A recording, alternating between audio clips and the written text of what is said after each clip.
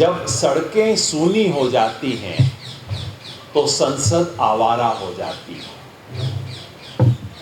इससे पहले कि आप इतना सुंदर कोट मुझे बताने लगें और मेरे खिलाफ इस संसद की अवमानना का मुकदमा चलना शुरू हो, मैं बता दूं कि ये कोट भारत की संसद के सबसे महान सांसदों में से एक राम मनोहर लोहिया का है। राम मनोहर लोहिया ने कहा था कि जब सड़कें सूनी हो जाती हैं तो संसद आवारा हो जाती है। टिप्पणी संसद पे नहीं है, किसी एक संसद या सांसद पे नहीं है। ये सड़क पे चल रहे प्रोटेस्ट और संसदीय लोकतंत्र का रिश्ता बताने के लिए है। ये बात इस बुनियादी सच को दोहराने के लिए कही गई थी कि दुनिया में लोकतंत्र का और कॉन्टेस्टेशन का बहुत गहरा अंदरूनी रिश्ता है। Democracies all over the world, in the history of democracy, democracies have progressed because of contestation. Contestation is central, not just elections. Contestation is absolutely central to democracy. And that is what is being stifled today. अलग अलग बहानों से, अलग अलग नाम से, किसी भी तरह से सड़क पे कुछ हो उसको रोकने की कोशिश हो रही है। और अफसोस कि इस देश के जज साहिबान के कई जजमेंट भी ऐसे आते हैं जो इसको मजबूत करते हैं। मेरी कई बार इच्छा होती है जज साहिबान से कहूं कि सर आप ऐसा करें, एक प्रोटेस्ट के लिए अप्लाई करके देखो, पार्लियामेंट स्ट्रीट में एक एप्लीकेशन दे के देखो कि हम 3 लोगों को संडे को दिन में 12 बजे एक प्रोटेस्ट करना है। 3 लोगों की आप एप्लीकेशन दे के देखो। हमारे नदीम भाई हैं, रेगुलरली प्रोटेस्ट के लिए एप्लीकेशन देते हैं। क्या होगा? पहले तो वो एप्लीकेशन रिसीव करने से इनकार कर देंगे, फिर उसके बाद में आपको 2 दिन बाद सीआईडी वालों का फोन आएगा कहते हुए कि कर लेना, मगर हमसे ये मत सोचो कि हम आपको रिसीविंग दे देंगे। फिर आप किसी तरह से झगड़ के उनसे रिसीविंग लेते हैं। रिसीविंग का मतलब कुछ नहीं, simply an acknowledgement that you handed over that piece of paper to the police station. ये आपको 3-3, 5-5 दिन नहीं मिलता। और आखिरी दिन, अगले दिन आपका डेमोन्स्ट्रेशन होता है तो रात को आपको बताया जाता है कि आपकी परमिशन डिनाई हो गई है। फार्मर्स प्रोटेस्ट हमने किया था, मुझे याद है रात 2 बजे तक मीटिंग चला था। यहाँ पे 20,000 किसान रामलीला मैदान में सो रहे थे। रात 2 बजे तक दिल्ली पुलिस से हमारा मीटिंग था और दिल्ली पुलिस ने कहा था हम यहाँ स्टेज नहीं बनने देंगे, शामियाना नहीं लगने देंगे, यू बीन डिनाइड परमिशन। ये कोई अनयूजुअल चीज नहीं है। This is the standard operating procedure of Delhi police and police all over the country.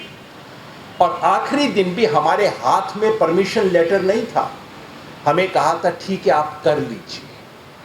This is exactly how protest are treated all over the country these days. जिसका मतलब है कि जब चाहे पुलिस बाद में कह देगी ये तो इलीगल प्रोटेस्ट था, परमिशन दिया नहीं गया था, हमें तो इंफॉर्मेशन ही नहीं थी। Police can easily claim that. अगर आपको इसमें शक है तो मैं आप जर्नलिस्ट साथियों को इनवाइट करता हूं, आप में से 3 लोग अभी पार्लियामेंट्री थाने में जाके इस चीज को चेक कर लो, अगर आधे घंटे में आपको पता लग जाएगा। And I am speaking of the national capital, I am speaking of the most prestigious police station where there are special instructions to treat people properly. वहां ये होगा आपके साथ। और अभी हम उससे 500 मीटर दूर बैठे हुए हैं और उसमें हमारे जज साहिबान कहते हैं कि आप डेजिग्नेटेड प्लेसेस पे प्रॉपर परमिशन के साथ कीजिए। मुझे लगता है 21st सेंचुरी में तो परमिशन आएगा नहीं, 22nd के लिए हमें वेट करना पड़ेगा। Doesn't the judiciary know about these elementary situations of how this country operates, how the police operates? जो हो रहा है, बाकी साथी बाकी किस्से बताएंगे, मैं सिर्फ 2 बात आपके सामने रखना चाहता हूं, दोनों बिल्कुल रीसेंट किस्से हैं। एक आज सुबह की रिपोर्ट है और एक आज से 1 सप्ताह पहले की रिपोर्ट है। हरियाणा में जैसा आप जानते हैं फार्मर्स प्रोटेस्ट हो रहे हैं इन 3 एंटी फार्मर्स कानूनों को लेके किसान बहुत परेशान हैं, चारों तरफ प्रोटेस्ट हो रहे हैं। बीजेपी उनके फेवर में अब मार्च निकाल रही है ट्रैक्टर पे। बिल्कुल उनको भी हक है, जैसे हमें हक है उनको भी हक है फॉर्मल प्रोटेस्ट करने का। 14 तारीख को अंबाला जिले में नारायणगढ़ तहसील में बीजेपी के 2 एमपी, जिनमें से एक यूनियन कैबिनेट मिनिस्टर हैं, ये उसके फेवर में एक ट्रैक्टर मार्च निकाल रहे हैं। अब जैसा कि आप एक्सपेक्ट कर सकते हैं, फेवर में ट्रैक्टर मार्च निकलते हैं, अपोज करने वाले सड़क पे खड़े होते हैं बेचारे। तो उसके सामने कुछ लोग ब्लैक फ्लैग लेके खड़े हैं, अपोज कर रहे हैं कि ये बिल का हम विरोध करते हैं। सब कुछ डॉक्यूमेंटेड है, वीडियो पे है। इस बीच अचानक ये जो प्रो एक्ट जो लोग डेमोन्स्ट्रेट कर रहे हैं, ट्रैक्टर पे एक 72 साल के बुजुर्ग बैठे हैं, नाम है उनका भरत सिंह। वो अचानक ट्रैक्टर की सीट पे स्लंप कर जाते हैं और फिर 1 मिनट के अंदर बाकी लोगों के ध्यान में आता है कि ये बुजुर्ग थोड़ा गिर गए हैं वहीं पे। मतलब ट्रैक्टर में ऑलमोस्ट जैसे मैं अपनी सीट पे यहाँ बैठा हुआ, मान लीजिए निढाल होके यहीं पे गिर जाऊं, एग्जैक्टली होता है। Everything is captured on video. लोग भागते हैं, उनको पानी पिलाते हैं, उनको हॉस्पिटल ले जाते हैं। He is declared dead. उनको इससे पहले भी एक हार्ट अटैक हो चुका है, सेकंड हार्ट अटैक था, ही इज डेड। उसके बाद क्या होता है? उसके बाद सबसे पहले तो बीजेपी के स्टेट प्रेसिडेंट वहां पहुंचते हैं उनके अर्थी को कंधा देने के लिए। उसके बाद किसानों पे, जो 6 किसान काला झंडा दिखा रहे थे, भारतीय किसान यूनियन के थे, मेरे ऑर्गेनाइजेशन के नहीं थे, लेस्ट यू थिंक कि मैं अपने ऑर्गेनाइजेशन का प्रोपेगेंडा कर रहा हूं यहाँ, भारतीय किसान यूनियन से थे, और उनके खिलाफ एफआईआर होता है। और चार्जेस पता है क्या है? 302, नॉट इवन 307, इट्स 302, मर्डर की एफआईआर की गई है। 7 किसान अब तक अरेस्ट कर लिए गए हैं, इसलिए कि वो काला झंडा दिखा रहे थे। उसका किसी वायलेंस से कोई लेना देना नहीं है, वहां पे कोई वायलेंस नहीं है, कोई हाथापाई नहीं है।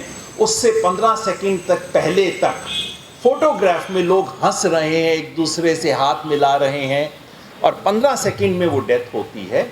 और मर्डर का मुकदमा इस वक्त दर्ज किया गया है।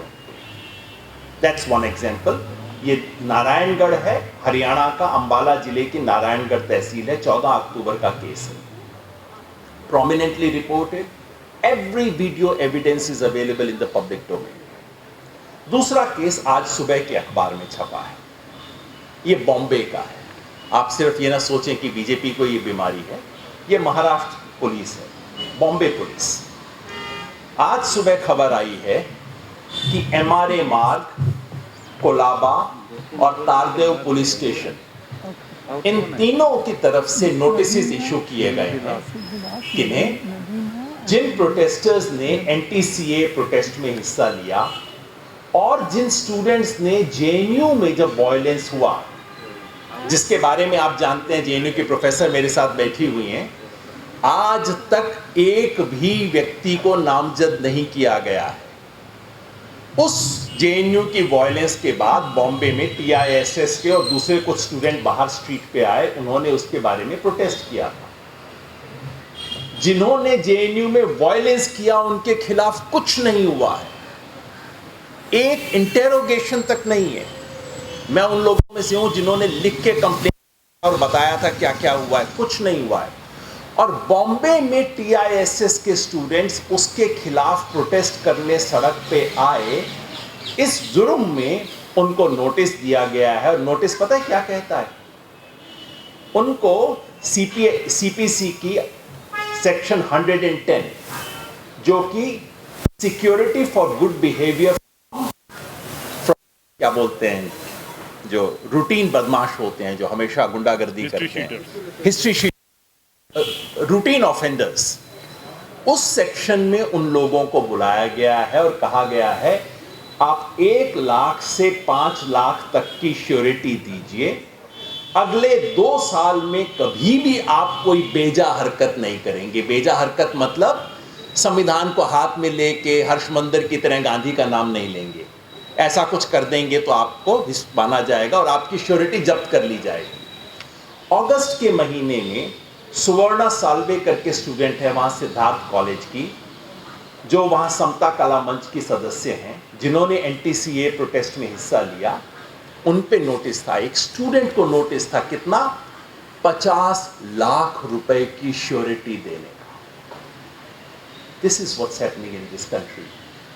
और अगर ये है तो लोकतंत्र, संविधान, supreme court, judiciary, rule of law, ये सब तो मजाक है। मैं बार बार कहता हूं, इस देश का संविधान वो नहीं है जिसे लेके प्रशांत भूषण सुप्रीम कोर्ट में खड़े होते हैं। इस देश का संविधान वो है जो कि थानेदार मानता है, और वो थानेदार ने तो अपना संविधान बदल दिया है, दिल्ली में भी, हरियाणा में भी, बॉम्बे में भी। और आज हम उसके खिलाफ आवाज उठाने के लिए आए हैं यहाँ। अगर सड़क को सूना करने की कोशिश की तो इस देश में जो कुछ भी बचा खुचा संसदीय लोकतंत्र का है वो खत्म हो जाएगा।